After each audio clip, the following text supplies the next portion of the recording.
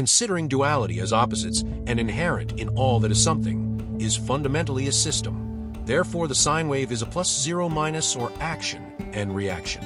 Zero produces one. A system or circuit of any communication or transfer of power is a stream of information, is in one, an input, a mind process for direction, and an output. A user or god of a system is the CPU mind. 0D0. I delve into the smallest thing and the largest things.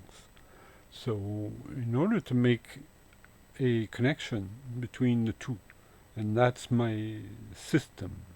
I'm trying to make a system that is understandable. Say like a book. It would have chapters, I guess, but chapters really, right? It's just a dialogue. It's not a structure. It's not a design that integrates every part to each other. It's different. So without getting into engineering, these things are logic, and they're not scientifically complicated. They're just obviousness of what it could be. So if you look at the big picture, there has to be a duality. Otherwise, there's nothing, right? If there isn't a duality, there is nothing. So it's like having a radio that only has a positive connection. Well, it's not going to do anything because there's no flow, there's no circuit, there's no link between a something and another something. So this duality is not just plus and minus, but it's smallest and largest, and time slow and fast, and so on. So there's all kinds of variables within that plays in electromagnetic field technology, which is really just understanding philosophy and psychology. So again, we're talking about the philosopher and the engineer. So you can't be a philosopher if you're not a good engineer, and you can't be a good engineer if you're not a good philosopher. So you have to start at a logical point. You have to start at accepting certain things that are fundamental to everything else. What are those things? And that's where I come in as an electronics guy, and the smallest things, right? Atomic level understandings that you're trying to understand that. And so I study quantum, I study particle physics, I study everything. But when it comes down to it, there is no fundamental. It is all wave. There is no matter, because it's all a question of variability of space-time, and or space-time condensation, and or the relation between the two. It's hard to conceive that alpha makes omega. So it's like saying that I think of something, therefore I do it, or I think it, I build it. It's product. It's a mind and product. Like chicken and the egg. So the chicken mind makes the egg, right? So the chicken mind had to make the egg. So basically, what we're saying is information created the egg. So because the egg just happened in a shell, in a package, so perfect that it's miraculous. The comparison of between the thought that went into it and the result.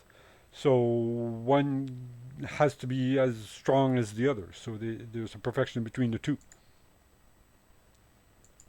So your representation of the walls of you, the sphere of you, the event horizon of you, the quantum plane of you, is a representation of you, of your waves. So basically you're taking your waves from your hole and you're going to stick it in another hole. So basically it's like you're the violin, and you're going to go into a theater and you're going to play with an orchestra, and you're going to have your own sound, your own vibrations, and you're going to vibrate that whole. So that theater is a black hole in essence, and that's where we share all these vibrations. So electromagnetic vibrations is at a fundamental level. At that point, physicality comes into play, whereas both play well together, and there's a link that is entangled between thought and body. And so when you see a perfection of those two together, it's miraculous. So my theory of alpha makes omega is because there is no matter per se, atomic atom smashers, they smash atoms together, nothing comes out. All we're talking about is like a de Broglie atom, which is just a collection of vibrations. It's just a question of harmonics, and everything is harmonics, and everything, all the structures are based on those fundamentals, the fundamentals of the fine structure, which is 7. Arbitrarily out of everything, putting all the connections together, all the conclusions together, the answer is 7. It doesn't even have a term. It's so miraculous in itself as a number that it becomes the quintessential of everything. So the fine structure constant is the relationship between electrical and magnetic. So this electrical balance is like the electromagnetic fields that we experience. And these electromagnetic fields play with each other. They're not the same. They have different oscillations, different harmonics that play back and forth. It's like the top and the bottom of the violin. They're not the same structure, but yet they'll have their own sound, their own variability, their own echoing chambers of their own. Like they'll have their own vibration. So that vibration can be a relationship of reciprocation. So push pull, but push to pull becomes something different.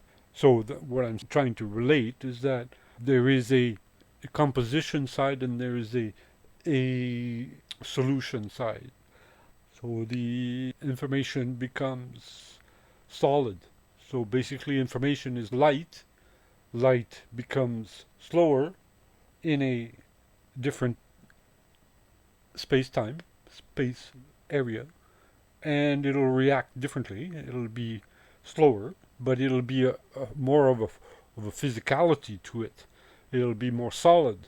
It'll be more informationally dense. So the space-time is actually a density of frequencies. So the more frequency, the more mass there is.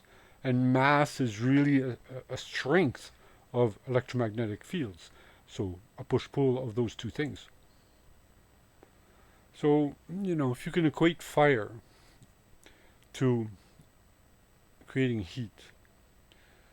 So the faster the frequency, the more fire, the more energy. Fiery the substance, the more it'll burn, faster it burns. So like an atom, you can generate energy into it so that at the center it's so hot that the outside is cold. So there's a relationship between the hot and the cold. The outside is cold, the center is hot. So what is hot? Hot is high frequency. Hot is blue. Hot is purple. Whereas what is cold, it's red. Red color is low frequency. So it has a low time, slow time, but your mind is extremely fire. Your ability to control both ends of that fire is your capacity as a person, as a mind, to be able to alchemy this into a substance that can live long enough to do something. So what we're talking about is these frequencies. When we're talking at Planck level, well, we're talking at 1 times 10 to the minus 44, and to 44. That's even more dense than less. More numbers on the opposite side than the universe, which is 36 times 10 to the 36 in density. So we're talking about there's a bigger world in the small than there is in the large. So what we're talking about is incredibly small. So when you're talking about energy at an incredibly small portion, it's nothing, or virtually nothing, because it is so dense. The the information inside there that it's a body. It becomes a life, a particle, but it only lives for 1/44th of a second. You have to understand that that's how fast things are. Like we are that frequency. So because the zero started ones and plus ones and minus ones, which made the walls of charge, so these charges became so dense that they warped the space around it. So the gravity that is extremely strong.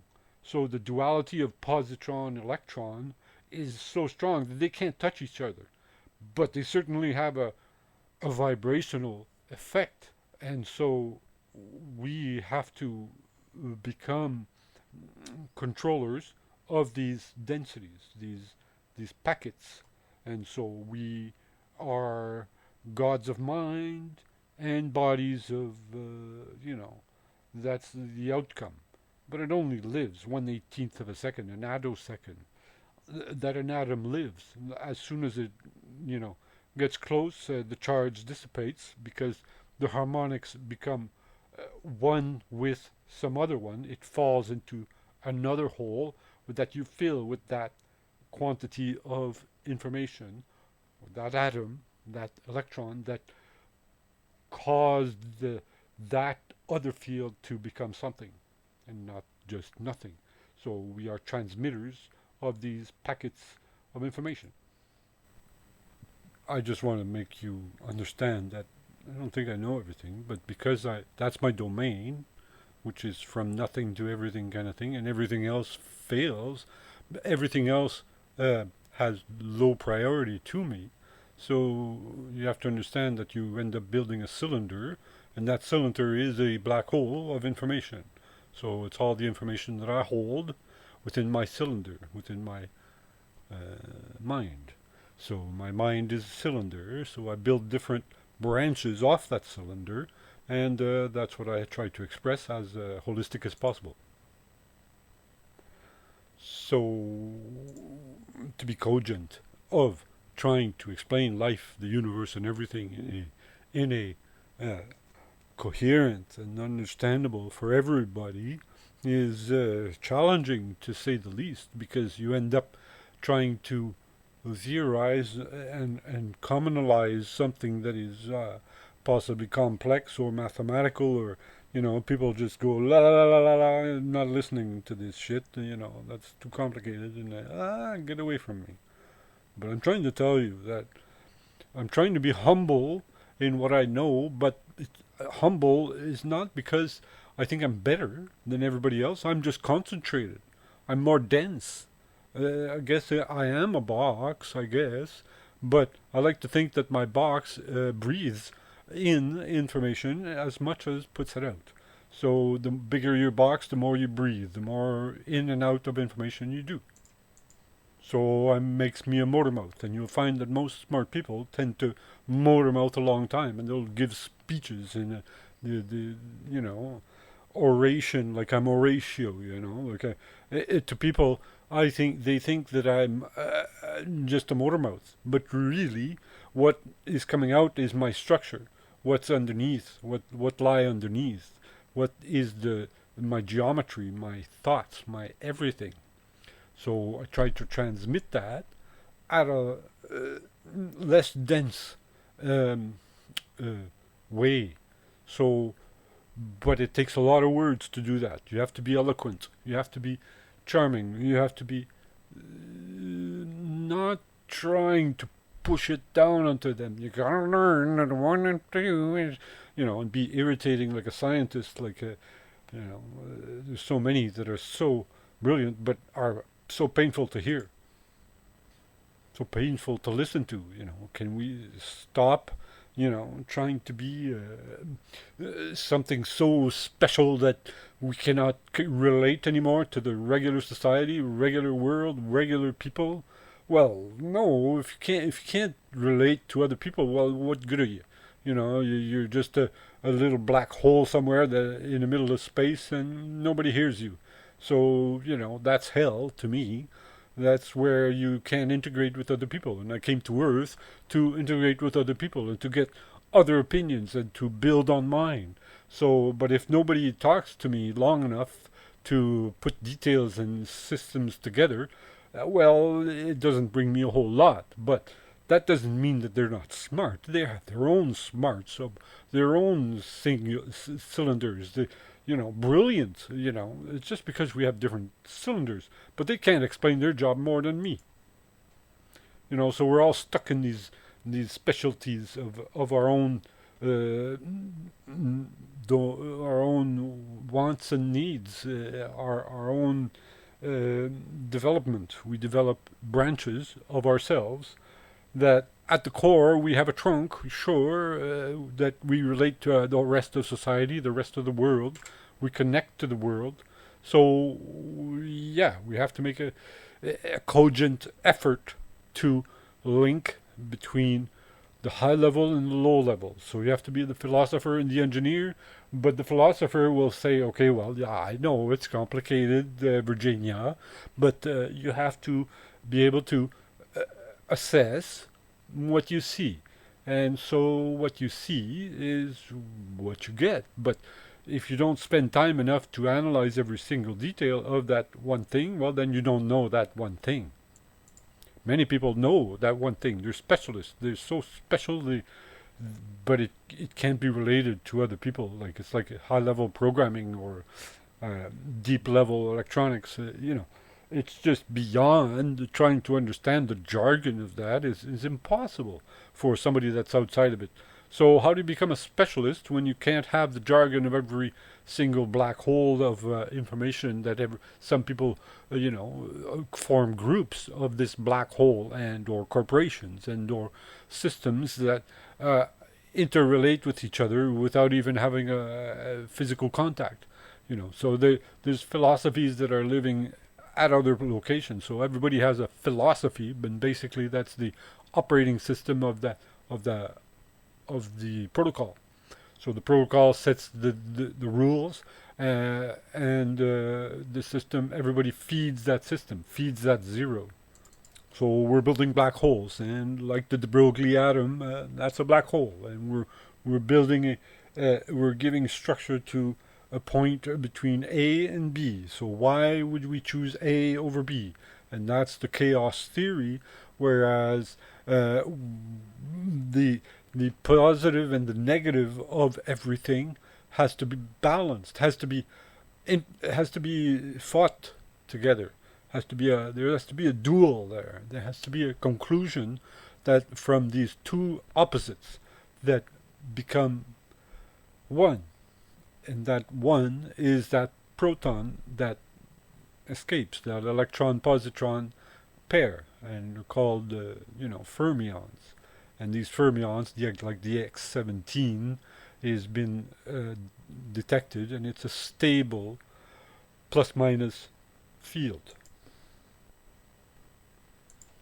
So before it becomes matter, it has to be a wave. So a wave has a positive side and a negative side, and a zero that it crosses in the middle.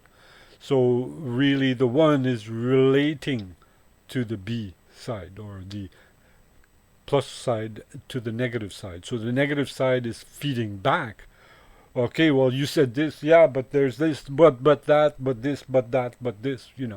It's like they counteract each other in oppositions, but without but the oppositions find the 0 point, and this is what an idea is to find the 0 point that we both agree on, right?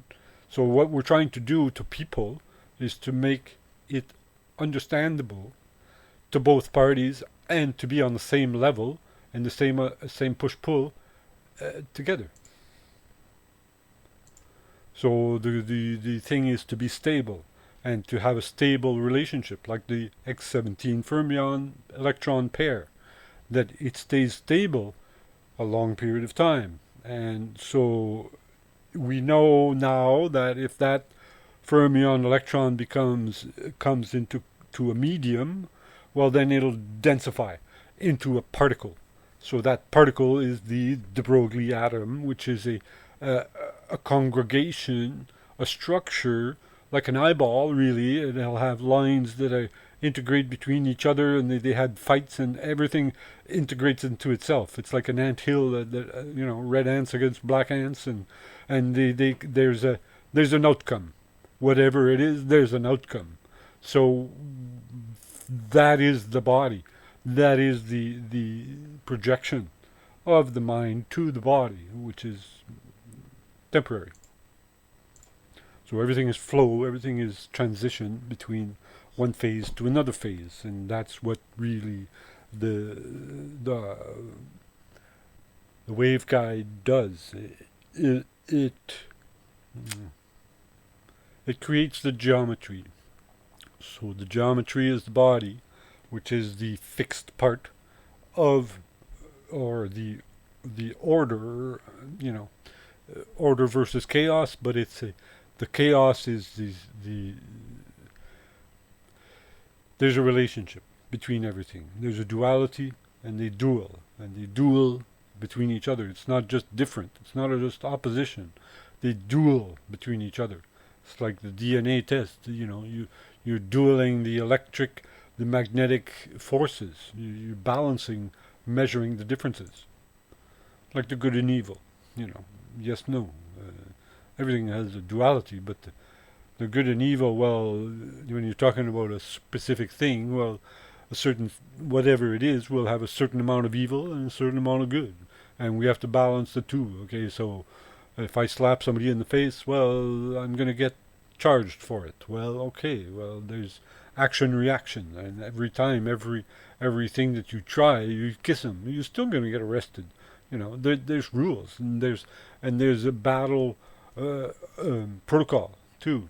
So all of these systems are basically interacting between. It's like an intellectual battle, an intellectual duel. So the emotions and everything about it, yeah, sure, they take part of it, but they are not quintessential. The information that is balanced in the middle is the God part of you.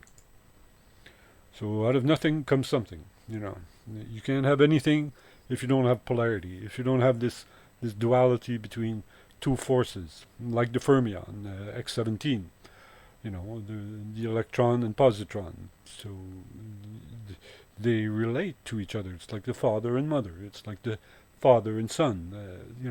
They're all relationships that we create that do a function. So if there's a plus, 0, minus, well, then you know that there's structure, and you know that there's a solidarity to the singularity of the start of everything.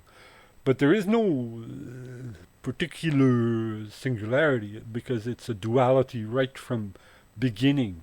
So the chicken and the egg, how far does it go to nothing is incredible, right? It's impossible. It's infinitely small. How can you go to that level of life and death? And basically that's what we're talking about. From 1, which is life, and 0, which is death. But from the depth, another 1 emerges. So 1 carries 1, becomes mathematical, becomes prime numbers, really, because prime numbers carry their own 0. So every battle is considered. So one of the prime numbers will hold the battle in itself. So it'll have a configuration of its own narrative, its own story, its own battle, duel, conclusion. So every one of your primes that you developed, each prime number has a 0 point between the two. So because it has an imaginary side and a real side. So that dual has to cross over the God 0 in the middle, which is the balance of the two. And the balance of the two is what makes you you. So that parameter of duality will be the signal. So all these numbers hold the signal of you to infinity, because a prime number goes to infinity. So when you get to the extremely large numbers, well, what can you put in there as far as information to build a body? Very pointy, because we are running in this inside the space which has no space, which has no time, which has no nothing. So what you see here, it's like a glass, really, that you see exactly identical. It's like an eye looking at another eye, and then they're mimicking each other. It's like a mirror. So the eye at the other end is just a mirror. So the stuff that bounces back off of it is the information returned. So there has to be a send and return. In order to know that you hit something, you have to know that it came back to tell you so.